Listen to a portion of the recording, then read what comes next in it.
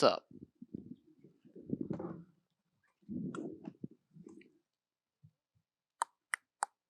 Sean, congratulations on the victory. I know you didn't necessarily get the finish you wanted, but it was a pretty incredible performance overall. So I'm sure you'll break it down afterwards. But as you sit there, how do you feel about the way you performed tonight? Yeah, something about not getting the finish that just doesn't sit right with me. It's just like fuck. But I also haven't watched it. Obviously, once I watch it back, I think I'll be a little bit more excited. But I always want to get that finish. Yeah. Saw you obviously the boot on the foot, a little bit of a limp as you walked out. I guess do you know what the status is of it right now and when the injury occurred? No, I think I've had a pretty major surgery on this foot before, so I think it tends to flare up after you kick someone in the head a few times. So I don't think it's anything serious. Hopefully not, but yeah, I think it's just gonna be a little swollen for a few weeks, and we'll be back to work. Like I said, great performance. I mean, was there anything that surprised you? I know you knew how durable he was and all those things, but I mean, was there anything at all that surprised you that happened in there? No, not at all. I mean, I knew I was better than this guy for 3.5 years. I knew the first fight was a fluke, and I proved that. So it felt good. Right. At the end of the fight, you kind of sat down against the cage. I was curious if that was physical because of the foot, or if there was something emotional, or just exhaustion after 25 minutes. What was going on there? Fuck, just hit me with a nice body shot. Tim told me like, don't sit. You don't need to. You're winning the fight. You don't need to sit there. But I wanted that finish so bad. I thought I could sit in the pocket and fucking trade. And he hit me with a nice body shot, and I just was like, all right, he whooped his ass. I'm gonna sit down and chillax for a little bit. Fair enough. Last thing for me, I mean, you said it in the cage. You'd like to see Ilir Topuria. He's a scary guy. It'd be fun. But you said, hey, Marab, if that's the fight everybody wants, we'll do that one too. So how do you make that decision? How do you allow that choice to be made? It's nice having options. It's hard to make a decision right after the fight. We'll see. How it plays out. Talk to the UFC. Talk to Hunter, Dana, and we'll see what happens. Sean, obviously, you always took that first loss to Cheeto kind of like in good nature and always said you're undefeated and stuff. But was there something on your mind about like, I want to prove to everyone that I am actually just way better than this guy? A little bit. I mean, I literally, truly always knew I was better than him. It never bothered me once that fight played out like that. I mean, look where I was at, considering I played out like that, beat Thomas Almeida in one of the most, beautiful performances I ever had. So, that fight never bothered me. I try not to care what people think, and I knew I was better than him. And, it took a little, 3.5 years to go and prove that.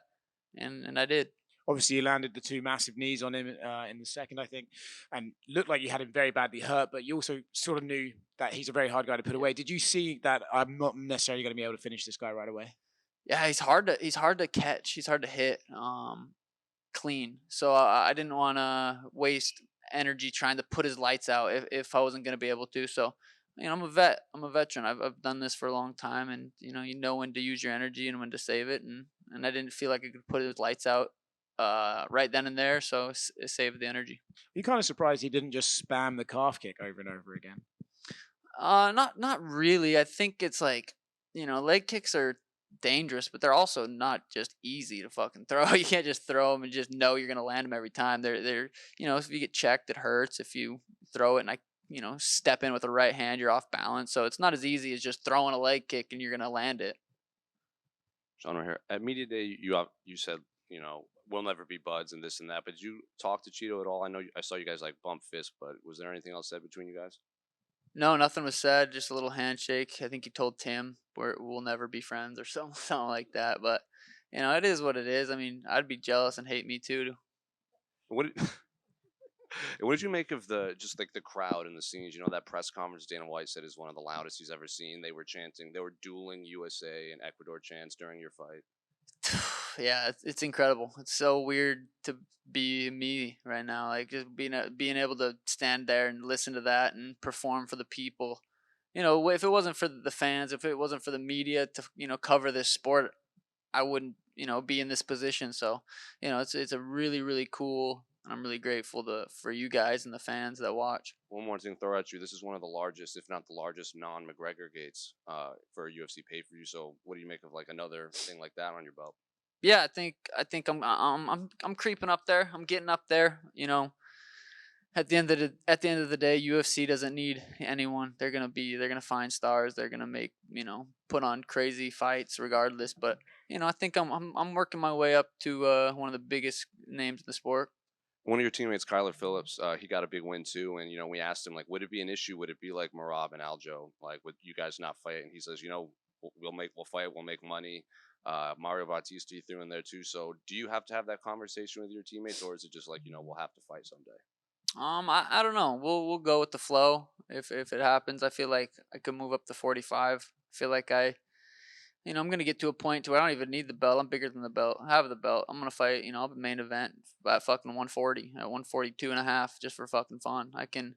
I'm getting to that point. So the belt's cool, but once you get to a certain point, you can main event and just kind of fight. Look, Connor was 45-pound champ fighting at 170, fighting Nate. Like I want to get there. And last one for me, we saw the video clip of kind of Marab walking up to you when you were leaving. Did you guys say anything? I don't know, like if I got hit in the head too. I was like, what the fuck? Who is this random guy talking to me? I was like, who the fuck? And then I realized it was Marab, and then it was his buddy was yelling or something. But yeah, I mean that fight very well could happen next. Sean over here. I know you said you probably won't be buds with Cheeto, but when you look at the fighter version of Cheeto, what do you think he should do next with his career? Cheeto versus Henry could be an interesting fight. Cheeto versus Peter could be an interesting fight. Cheeto versus Aljo would have been an interesting fight. He's somewhat of a star, so he's got some good options too. But he'll probably need some good amount of time off as well. I think I broke his face. Kind of like they just mentioned there with the energy in Miami this whole week. How did it feel not being, the 100% unanimous fan favorite going into this fight week? I know other than that yawn fight week, you were kind of a fan favorite everywhere you went. I show up and perform wherever we're at. I could, fly to Spain and fight Elia. That doesn't bother me. It's cool, having the fans there for me specifically, but it's just cool being a part of it. So, that didn't bother me. Sean over here. Hey John, I just checked. So congrats for your first title defense, and I just checked all your social media, and everyone writes that you should fight next Merab. And what's your response, just? Next fight, what? So everyone says and everyone comments that you next should fight Merab, and what's your answer, just? Maybe we'll see. Over here. What about the Ilia Topuria fight calls your attention? Is it making history, that second belt? Is it something specifically about him? The undefeated? What is it about him that calls your attention? Yeah, I mean, it's moving up to 45. That's champ versus champ. Automatically is huge. Just knocked out Alexander Volkanovski. That's massive. It's just an exciting fight. I'm here for massive fights. And that's what I want to be a part of. So if that's it, sweet. If Merab's it, sweet. I like having options. And you prefer Ilia over Merab? Not necessarily. I mean, I guess if it looks, technically I'm not defending a belt, so I don't know about pay-per-view. I would have to talk to the UFC. I don't think that would be an issue. I've always been able to work out something with the UFC. So, if that's the case, that might be a bigger fight. But again, we'll talk and figure it out. And how would you think a fight with Ilia would go? I think a fight with anybody, I win by knockout. Obviously, I didn't knock Cheeto out, but don't lose confidence from that. Cheeto's so tough. But yeah, I believe I could put Ilia's lights out. Yeah. And lastly, I know you don't count it, but technically you guys are 1-on-1. Do you see a trilogy happening in the future, or do you feel like you're done with Cheeto for the rest of your career? Yeah, no, the Sugar State Athletic Commission, they said if I win this fight that they'll take that first fight away. So I'm officially undefeated again, and it feels really good. So we're just 1-0 right now. Sean right here. This may signal the end of things like it did earlier, but I'm going to ask about your shorts.